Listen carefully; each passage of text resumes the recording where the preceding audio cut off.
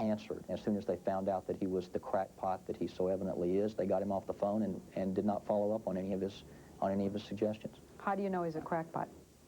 From the things he's been saying, I think it's pretty evident. Campaign denials are one thing, but the FBI is something else. They've been investigating Scott Barnes' charges, too. Buck Revelle is the special agent in charge of the FBI's Dallas office.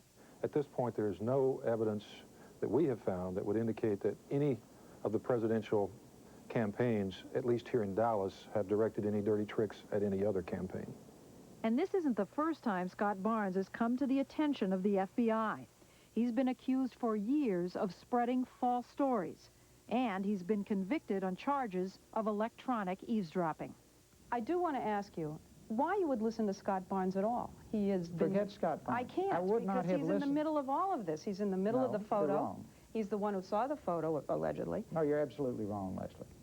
I'm wrong about what? Is he not in the middle of all of this? I told you in the interview that any one of these sources would have not caused me to do what I did. I told you that, right? I know, but now, you... stay with me. Okay, then you stay with me. It was the pattern. I said 3 flares had gone up when I made the decision. 2 of them were longtime friends. The 3rd was Scott Barnes. When I have a longtime close friend who comes in totally independently from Scott Barnes, who would not know who Scott Barnes was if his life depended on it, and tells me the same story Scott Barnes is telling me, that gets my attention when my children are concerned. Good morning, Ross. Good to see you. So why didn't Ross Perot blow the whistle on the Bush campaign back in July? Why didn't I discuss it right away? Right. I didn't want to destroy Carolyn's wedding. I didn't even tell her. That's why. God bless you all. Perot insists that if Barnes had been his only source, he would never have dropped out of the race. But again, he wouldn't tell us who those other sources were. He says what happened just after his withdrawal made him even more suspicious. See, I stepped aside. The next thing that happened is the president asked to meet with me, called me and asked to meet with me. This is what, you I stepped pulled aside out. July the 16th. I got a call from him immediately. He wanted to meet, and I said, fine, I'll meet with you. Then some people were arranging a meeting, and I sent a message in Technicolor that the first issue we would have to discuss were the pictures and my daughter and the plans to smear her and disrupt her wedding, because the wedding wasn't until August. A few days later, they canceled the meeting. Maybe no correlation, but I find it interesting that they canceled the meeting. But a letter the president wrote to Perot at the time just asked to postpone the meeting. Mr. Bush wrote, quote, "Let's do it later on when it's convenient for you. I'll wait to hear from you." Let's give everybody the benefit of the doubt. But the facts are they canceled the meeting. So that sent up, and I now have 4 red flares. And then in late July, while he was still out of the campaign, Perot says he saw another red flare. And suddenly, people alert me that they're trying to wiretap my office, and they have tried to get a person to wiretap my office, and I said, I'm out of the race. Okay, let's just review. You're out of the race. You've pulled out, and someone comes to you and says the Bush Quayle campaign wants to wiretap your office in the financial areas. Who told you that? Well, this again came to me through another source. He told me that the person they had approached was this same person, Mr. Barnes. Scott Barnes again. Barnes said that the Bush campaign had recruited him to wiretap Perot's Dallas office. I couldn't believe that anybody representing the President of the United States would stoop to these lows. This is Watergate 2. So the next thing they did is send me a floor plan of my floor. Now here... Wait, who sent you a floor plan? This same source sent it in. The person who's telling you this is going to happen... Send me a floor plan layout of my floor and telephone numbers they wanted to tap. There were multiple indications of intense preparations to do this. And once I believed it might happen, I immediately turned it over to the appropriate law enforcement authorities and walked away from it. Who'd you turn it over to? To the appropriate law enforcement authorities, that's all I'll say. Well, I happen to know that the FBI got into it. I know that for a fact. Well, whatever you find independently, you find independently. But I immediately turned it over to law enforcement and walked away from it. Well, not quite. Perot says that after he told authorities what he knew about the wiretap scheme, they asked him to make a tape recording of his own voice as bait for a trap. I made that tape at the direct request of law enforcement. It was given directly to law enforcement, and those are the facts. Okay, but here's what I find astonishing, frankly, that in the middle of this campaign, unbeknownst... I'm out now. I'm out. You were out, but I mean in the middle of the presidential campaign, as I understand it, the FBI was running a sting on the Bush Quayle campaign about this wiretapping allegation. That, I don't know anything about that. I turned it over to them. As part of the sting, an undercover FBI operative went to see this man, Jim Oberwetter, Texas State Chairman for the Bush campaign. The operative told Oberwetter he was working with Scott Barnes and then offered him the tape Perot had secretly supplied. I turned to him and I said, "Haven't you ever heard of Watergate? Don't you know that people's lives were ruined doing what you've just told me you have done?" He had indicated to me that he had wiretapped Mr. Ross Perot's telephones. Oberwetter, unaware the man he was talking to was an undercover FBI operative, sent the guy packing and called the Dallas police to report the incident. The Dallas police called FBI agent Buck Revelle, who had started the investigation in the first place. We have found nothing to substantiate the allegation of a conspiracy to commit wiretapping against Mr. Perot. And what about Scott Barnes' claims that the Bush campaign recruited him? An FBI official says the Bureau had found absolutely nothing to corroborate anything Barnes said, including his claim that the campaign provided him with that office floor plan that so worried Ross Perot. There were some contacts between Mr. Barnes and the campaign, but we have no evidence during the course of our investigation that this was initiated by anyone in the Bush campaign, nor anyone in the Perot campaign. What do you say now if I tell you that they've told us, and they've said it on camera, that there's no evidence that there was any plan to wiretap you, and that there was no working of dirty tricks through Scott Barnes of any kind? Well, I find it fascinating that they go on camera with 60 Minutes and make that revelation and don't do me the courtesy of calling me to tell me what the situation is. Yeah, but what do you say about the situation? What I say we've got a squirrely situation in the FBI if that happened. Sounds like it's politics to me. Can't talk to me, but they can talk to 60 Minutes. Don't you find that interesting? He may question the FBI's motives, but the key question for Ross Perot remains. Why would he abandon a serious run for the presidency on the basis of warnings from Scott Barnes and two unidentified friends? At that point, I couldn't prove any of it. I can't prove any of it today, but it was a risk I did not have to take and a risk I would not take where my daughter's concerned. But you still believe it? No, I didn't say that. It's a question. No. Do you still believe it? Well, you just gave the answer, Leslie. What's the answer? I have given you again and again and again. I couldn't prove it, but it's a risk I wouldn't take, and it's a risk I didn't have to take. I am fully satisfied that we had nothing to do with Scott Barnes or with any of these improper activities. The FBI has investigated it extensively, and they have concluded that Bush Quayle and its employees and volunteers had nothing to do with these allegations. Even after all the denials, Perot still asks, if there's nothing to this, why doesn't George Bush or Jim Baker just call me and say so flat out? Well, we asked the White House why. A senior aide to Baker says Perot did complain to the chief of staff about a plan to disrupt his daughter's wedding, but he offered no evidence, and therefore Baker found it hard to take seriously. And what about other dirty tricks? The aide says Baker listened to Perot's charges, looked into them, found out the FBI was investigating, and decided there was nothing more he could do.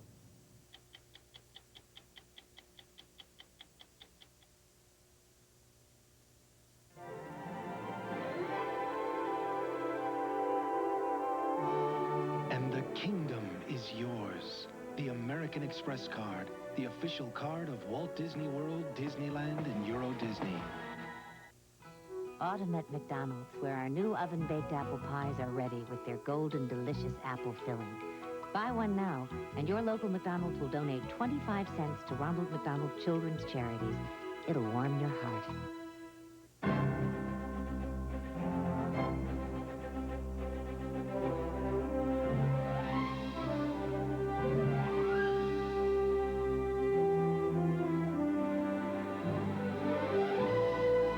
Sony introduces the new standard in television. Trinitron XBR Squared. Hey, look!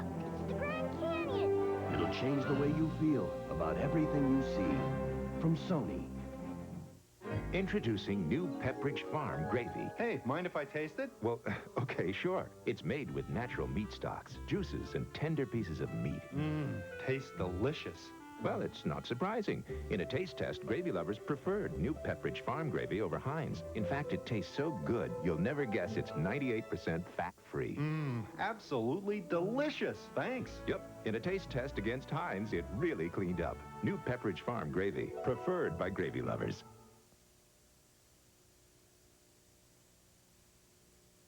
On the next Golden Girls. What brings you to Miami? My guess is a small barge. Blanche's daughter is a big surprise. What did she model? Car covers? Forgive my mother. It's just that we didn't expect you to be this fast. And the girls don't show model behavior. Let me get a look at you. This could take several hours. Where'd you live? Where'd you work? Where'd you find jeans that size? Blanche's daughter makes a big impression on the next Golden Girls. Sunday night at 11:30.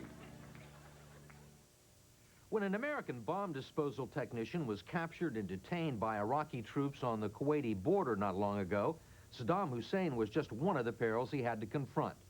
One more immediate concern was his day-to-day confrontation with the millions of landmines, missiles, and unexploded bombs that still cover the Kuwaiti desert and are still killing people. They're killing Kuwaiti civilians, desert nomads, Egyptian soldiers, and American and British munitions experts.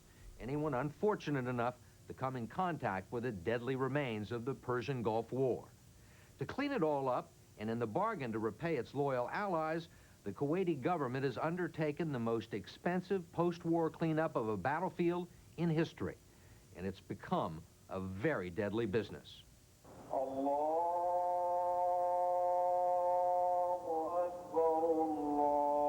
In Kuwait City, it's hard to tell a war was fought here just a year and a half ago.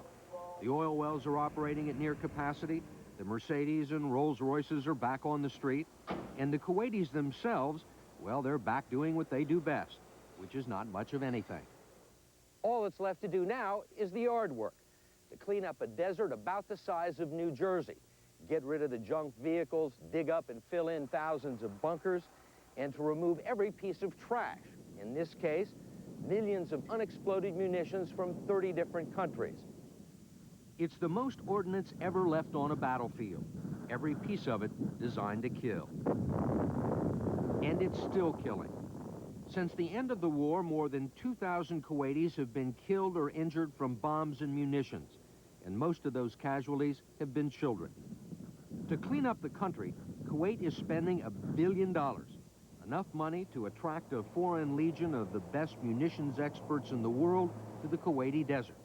People like Peter Gunn of Cocoa Beach, Florida. The mission today is to clear this minefield. You can find him listed in Who's Who in the World as an expert in handling nuclear, chemical, and conventional weapons. Gunn thought he'd seen it all until he got to Kuwait. I looked out there and I said, I have risen to my level of incompetence. Because as far as I could see was mines, as far as I could see was ordnance, and I said, what am I doing here? This is crazy. You didn't think you could do it? I didn't think we could do it. But one of the bosses came over and he said, hey, it's just like eating an elephant, one bite at a time. This is the opportunity of a lifetime to carry out your training that you had. And to get yourself killed. Yeah, well, people get killed, you know. People get killed doing your job. Ray Washer's been disarming bombs for 23 years, first with the British Royal Engineers in places like the Falklands and Northern Ireland, and now in Kuwait for a small British company called Gulf Protection. We're driving through a battlefield where, during the war, U.S. jets had pounded Iraqi anti-aircraft positions with cluster bombs, called baseballs and rockeyes. Millions of them never exploded, and today they litter the desert like confetti on a convention floor. Anything can set them off. The wind, the sun, or a Jeep like the one we were driving. Right, we're just going over the top of a rock eye. There's one to our left here, laid in the ground. All right, it's like a dart, that particular one. Anti-tank weapon for penetrating armor. They also anti-personnel as well, so they do the two jobs. There's one dead ahead of us. Now, providing I... Two ahead of us, one here and one there. You spotted one out to the right there. Are these dangerous? Yeah. We don't even pick them up now. Washer says the only way to disarm them is to blow them in place. Firing now! There is nothing out here that's safe. Everything we do is dangerous. Mike Murray was retired and playing a lot of golf in Virginia Beach, Virginia, when he got the call that brought him to Kuwait. As a former Navy captain, he used to command the U.S. military's Bomb Disposal Academy in Indian Head, Maryland, the Harvard of high explosives. Now he works for a Florida company called CMS, Conventional Munitions Systems, which won a $134 million contract to clear the American sector, which includes a minefield that would stretch from New York to Boston. You can stand here and look over the horizon, or maybe back up that way, and you can see a mine line as far as just disappears over the top of a hill. We have 3 rows or 3 ribbons of mines. If you took those rows of mines and put them end to end, it would actually be 255 miles of minefield. Murray guesses there are 1 million mines out there, left behind by the Iraqis to slow down the Allied ground assault, each one designed to take out a tank, blow off a limb, or throw out enough shrapnel to slice a man in half. Now they have to be disarmed, 1 mine at a time, by hand. We'll cut over this line on the right. The technicians that do the work must endure 6-day weeks in 130-degree temperatures and must worry about blowing sand, scorpions, snakes, and booby traps. Remove the pressure plate.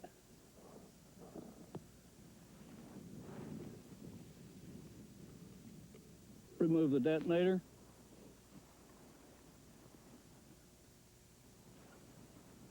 Line clear.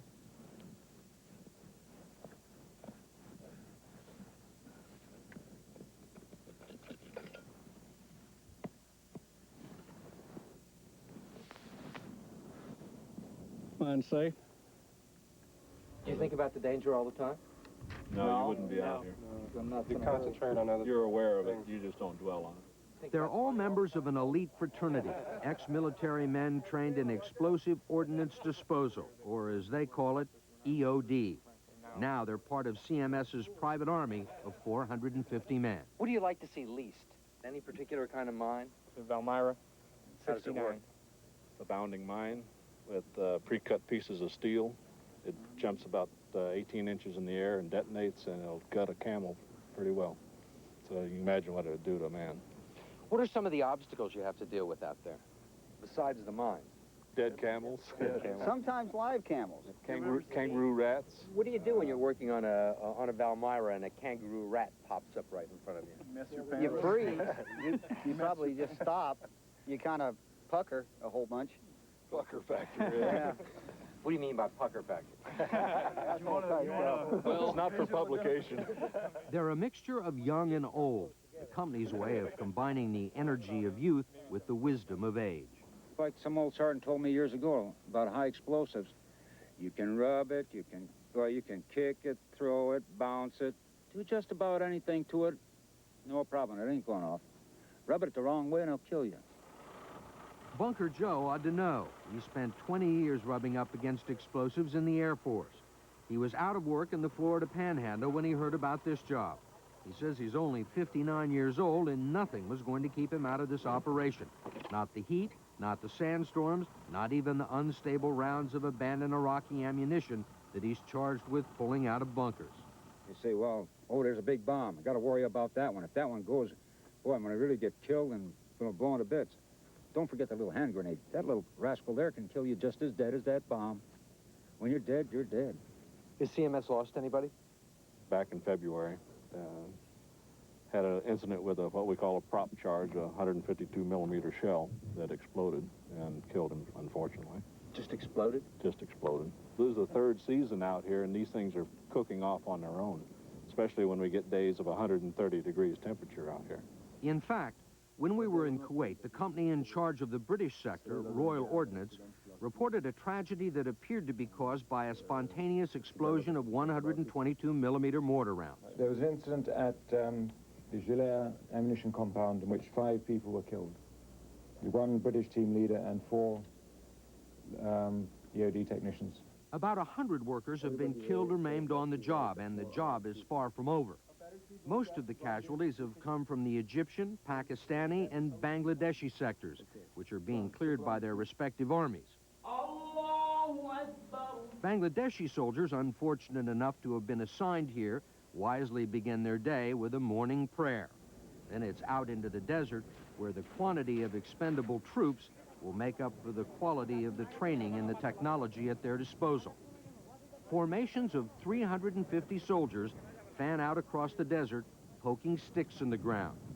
It's as good a way as any of finding hidden explosives.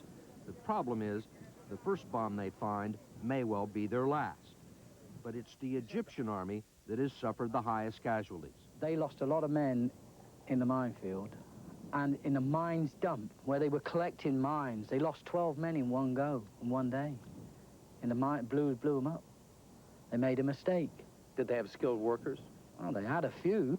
Washer remembers one Egyptian officer who showed up at a weekly sector meeting lugging the explosive fuse from a landmine. And he walked in and he went, clunk, on the table. Okay, he says, we found this. What is it? Well, we're going... Everybody's hiding under the tables. If it had gone off, could have killed a few people. You know. The best safety record in Kuwait belongs to the Americans. CMS is the only outfit that keeps a medevac helicopter on standby, and it has trained paramedics on location.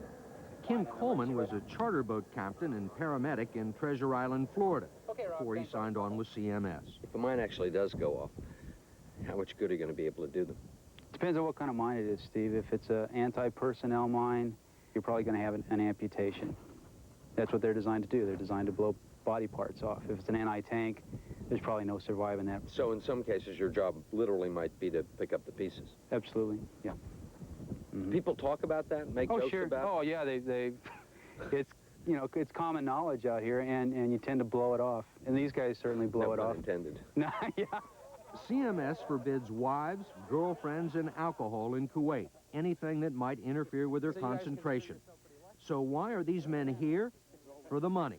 The salaries begin at $90,000 a year, tax-free.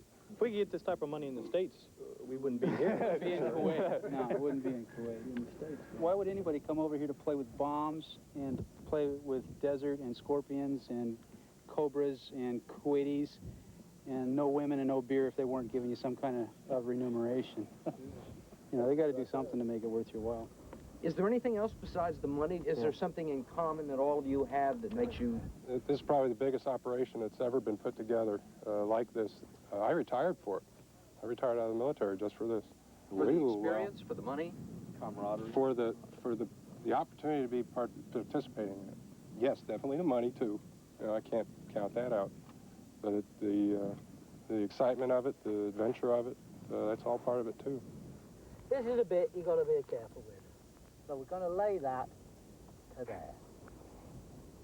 Do you get nervous doing this? Yeah. Right on the old twitch. You know, somebody says you ought to take up drinking with a shake like that. I've got this adrenaline that's going through me. And I'm thinking to myself, is it this time? Am I going to beat it? I hope it's not this time. No, well, no. We say, once you lose the buzz, once you've lost that, you pack your suitcase, go home, mate, because otherwise you'll be going home in a body bag. It's as simple as that if they find the bits. In my business, you only make the mistake once.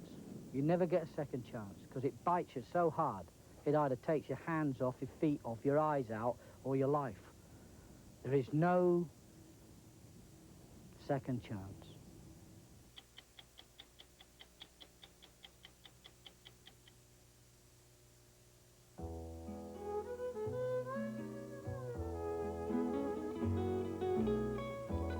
The most innovative design to come down the runway isn't in Paris. It's the new Pittsburgh International Airport, where every day, nearly 500 U.S. air flights come together at the world's most modern connecting terminal. If you think Paris is sophisticated, wait till you see Pittsburgh. U.S. air begins with you.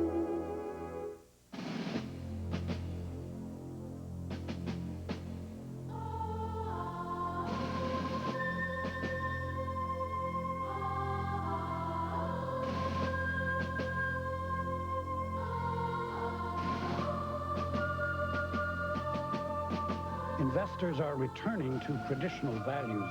One investment firm never left them. Smith Barney. They make money the old-fashioned way. They earn it. How can Healthy Choice glazed chicken give you less and more? By creating a whole new way of cooking. We don't merely give you less fat. We select more tender breast meat for more delicious taste. And we don't just give you less salt. We add our own unique blend of herbs and spices for more flavor. Healthy Choice glazed chicken. One more way we give you more. Healthy Choice. Never settle for less.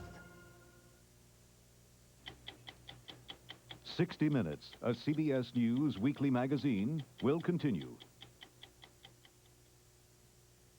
Everything at work is hunky-dory and your job is secure, right? Better take another look. Protecting your job or finding another on the Money Crunch tomorrow on the CBS Evening News. On a special Monday episode, a ghost from the past is haunting the town of Rome. I say she's not dead. Picket fences after love and war, Monday. You don't have to be a child to be a victim of child abuse. What's happening to these old folks is a crying shame, and you won't believe who's doing it. And All New Street Stories returns Thursday. This is CBS. Chief Justice Tom Moyer likes to fly to posh resorts and send his bills to you, the taxpayers. In Puerto Rico, he enjoyed the Sands Hotel and Casino, and it was Caesars at Lake Tahoe. You taxpayers paid for Tom Moyer's trips to Canada and New York and Arizona. Why, you even cleaned and pressed his tuxedo in Hawaii. Then Tom Moyer and his aide billed you $26,000. Let's send him packing. Let's make Judge Gorman our Chief Justice. For Ohio, Judge Gorman.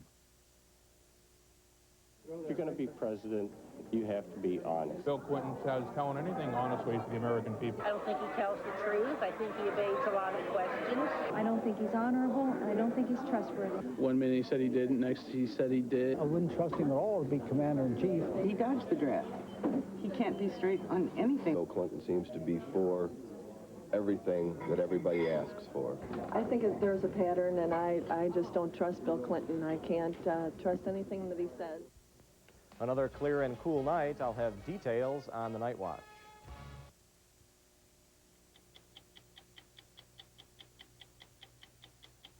Of course, there's nothing more complex than black and white. Add children and love to the mixture, and you have a heartbreaking dilemma. The subject is quite simply black babies taken in by white families. A number of black social workers say it should never happen, that heritage supersedes any emotional attachment. And there's no more emotional debate going on than the one in Minnesota. It's a bitter tug of war with children as the prize. A, B, C, D. A, B, C, D. Monday morning in the Trudell household in suburban St. Paul, Minnesota. Martin and Grace Trudell are professional foster parents. They've looked after more than 100 children, some for days, some for months. In the case of this brother and sister, since both were born. They were special to us because of that fact that we brought them right home from the hospital. And they've just grown on us, and we've bonded with them, and they loved us, and we love them. So much that the Trudells wanted to adopt. The children's mother, who has 2 other children by different men, has serious mental problems. But adoption was not to be. This Monday was a rough one for the Trudells. Bye-bye, sweetheart. A Hennepin County social worker took the children away forever and placed them in a black foster home.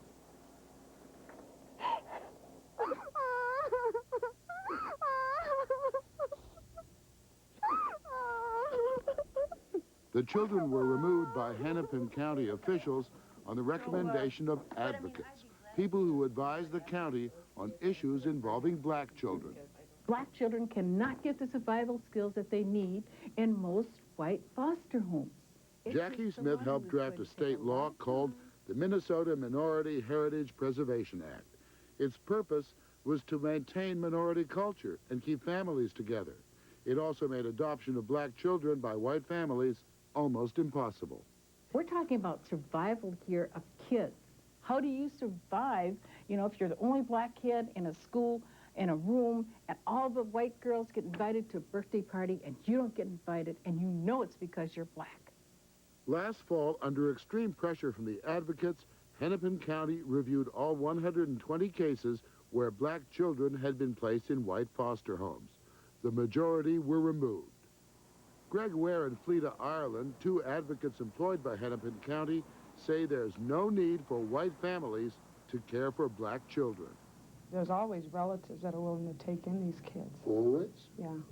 The old concept of the orphan, the child who is in the world all alone, who has no one at all, that concept kind of doesn't exist really. Most children have someone else who is related to them, who are usually willing to take them in.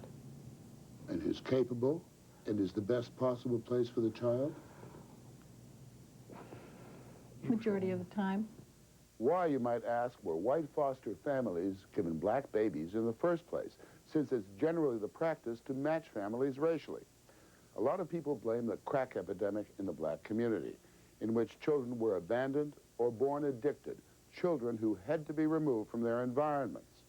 A lot of child welfare agencies say they just could not find enough black families to take them.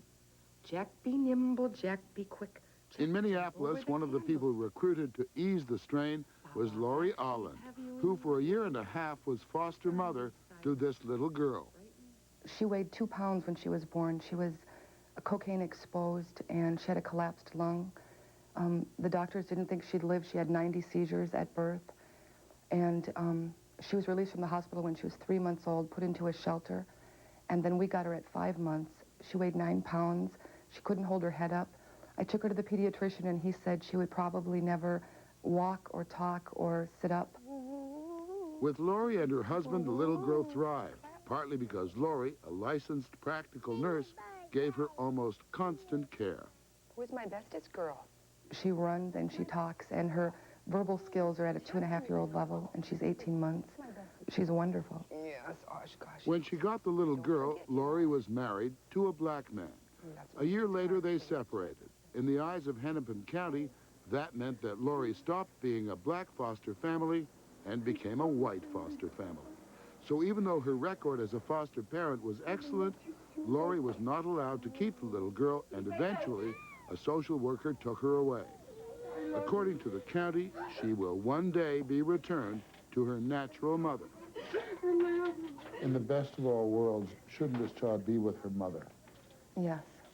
In the best of all worlds, yes. What is the mother's situation now? She's in the state women's prison. In for what? Using drugs again. The little girl was given to her grandmother, who was already caring for 3 of the mother's other children. The mother was paroled from prison in June, but is still not caring for any of her children. Lori has gone to court to try to get the child back. We want what's best for the children, which the county and the advocates are supposed to be doing, but it doesn't look like they are. What we're after is the best environment for this child to be raised in, so that when they're adults, that they are healthy adults and can give back to their community. The best environment, providing it's black. The best environment for a black child is a black environment. What do the foster parents have to do with the family? They are a licensed temporary placement for children. They are contracted to take care of children while we try to deal with whatever problems are going on in the family. They're not supposed to be so bonded till they can't let go of a child's child there to for go 2.5 or to 3 to another relative. The child's there for 2.5 or 3.5 years. That's the, I mean, but that's if the foster parent gets too deeply involved with this child, they need to step back and take a look at what their job is. It's a job. They've never come to see her here, and they haven't seen the bonding between us or how healthy she is or how she was when we first got her. A lot of people, including a number of social workers right here in this agency, say that what you're doing is not, and what you're advocating is not in the best interest of the individual child. My guess is that the majority of them are white. They've never been African-American or black a day in their lives, and they don't know. They don't know what a struggle it is. The social climate and everything that's happening right now in America on a national and on an international basis. What about that individual kid? It's not your kid. You know what? That kid is my kid. Those children belong to me. I am their past. They are my future. I thought that in 1863, with the Emancipation Proclamation, we stopped owning people in this country. Lewis Freeman, president of the Minnesota and Dakota's NAACP, says the black advocates are wrong. And no social worker, no agency has the right to assume that they have some kind of right over that child. The test should be the best available family, not the best available black family. It seems to me at some point or another, we have to reach a point in this society where we stop doing business on the basis of race. I would refer to the Minnesota Minority Heritage Act as a Minnesota apartheid. Dr. C.L. Moore is a child psychologist who's had some of these children in therapy. He worries that they're becoming victims of the very law that's supposed to protect them. I think the way that it's interpreted is not serving the best interest of children. I think that they're not looking at the relationship, they're not looking at the attachment issues, they're not looking at the reciprocal relationship between the child and the parents. Do you think they're trying to make some kind of political or racial statement? Yeah, yes, I think that that's probably exactly what's happening, that they're not really looking at the child. I'm interested and concerned about the child. And yes, there are political issues, but there are other ways to address that and not sacrificing children. As we said, few would argue that a same-race adoption is generally best for the child.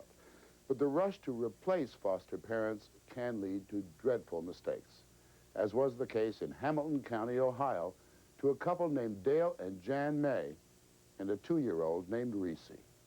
He was 2 months at the time we got him, and he had been in 5 different placements before he came to us.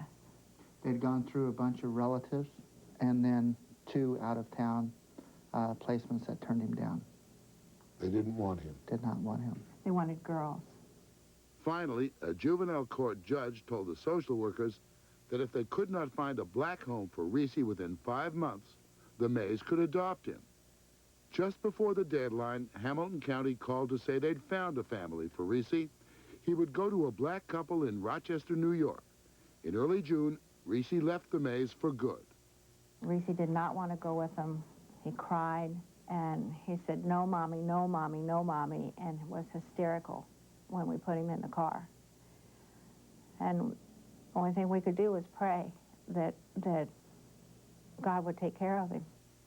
They heard almost nothing of Reese until early September, when the social workers responsible for him came to call. The foster care worker told us that Reese was dead. They learned that Reese had died as a result of severe beatings. The adoptive parents, Gerald and Bernice Kittelberger, were charged with assault and manslaughter.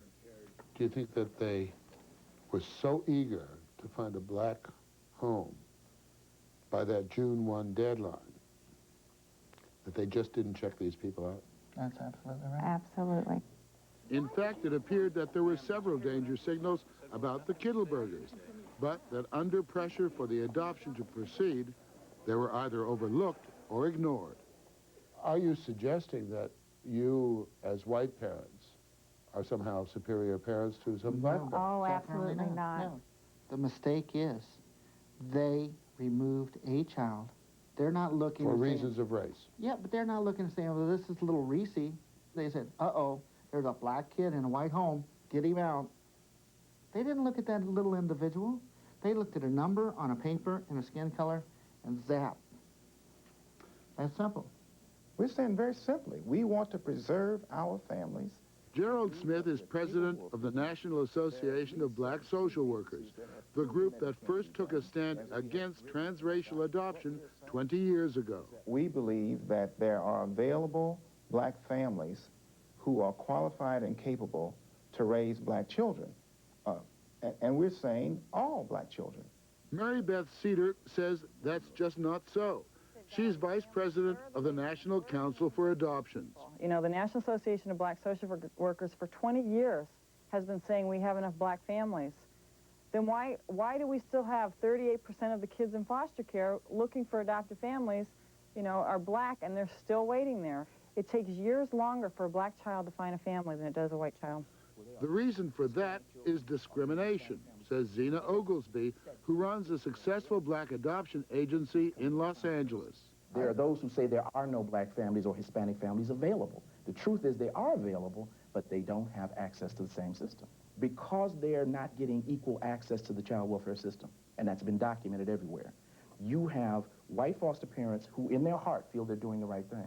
They're taking children and they're being told, if you don't raise and love this child, no one else wants it. That's an insult to the black community. There are cases all over the country right now where foster families are suing agencies, white foster families, black children, in their care for years. And the social worker who's intimidated by groups like the National Association of Black Social Workers says, too bad, you're not adopting this child, you're not the right color. It doesn't matter that you're the only mother that this kid knows.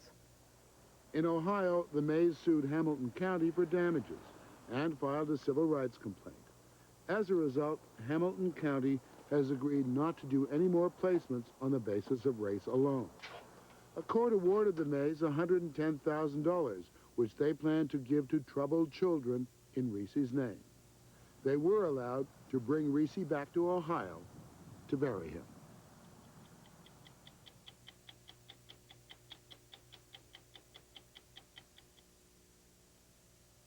When it came time to sell the car, I don't know, I guess I was sort of torn. I mean, we'd been through a lot together. Still, I decided to run an ad with what I thought was a fair price. Next thing I know, I've got all these incredible offers. After a lot of thinking, I went with the lowest bid. Thanks, Dad.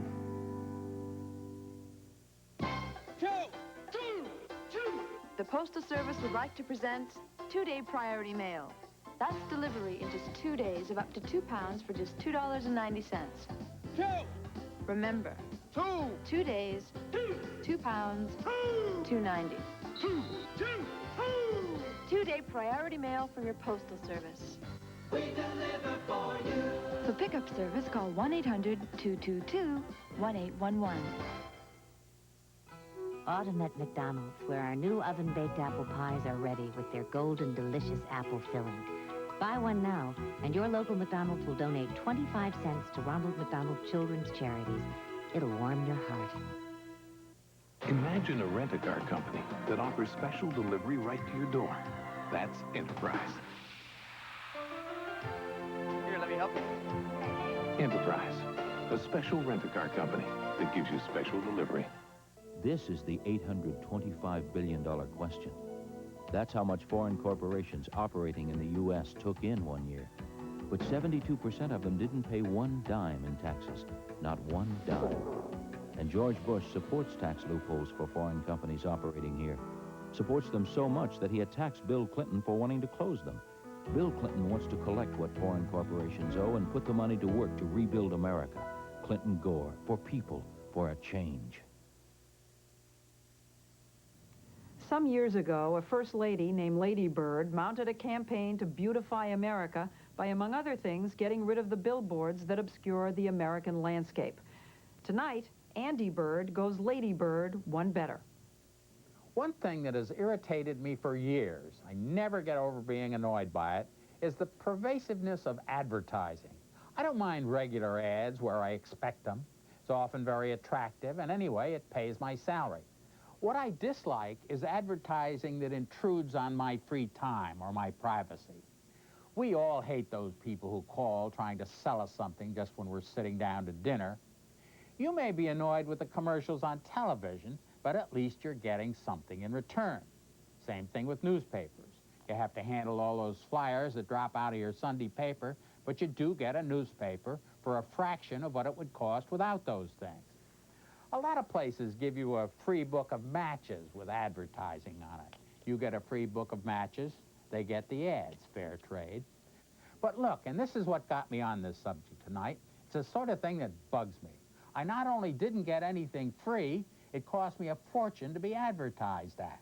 These are my tickets to the New York Giant football games this season.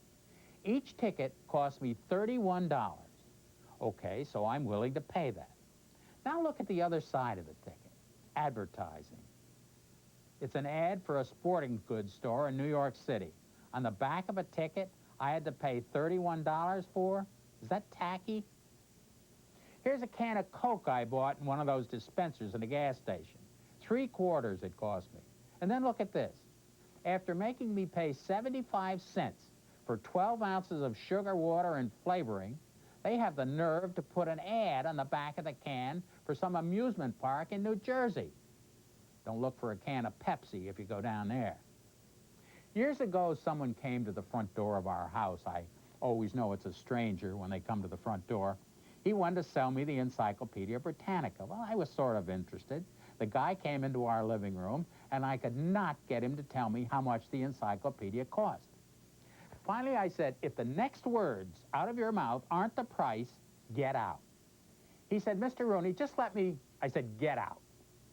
I'm telling you that story because here's my Visa bill from the bank with an ad in it for the Encyclopedia Britannica. Now, what business do they have cluttering up my bank statement with an advertisement? Not only that, I read this whole ad for the encyclopedia, and they tell me what a great break I'm getting. They say I'll get a substantial group discount. But there's one thing missing. They don't tell me how much the Encyclopedia Britannica costs. Get out. I'm Leslie Stahl. We'll be back next week with another edition of 60 Minutes.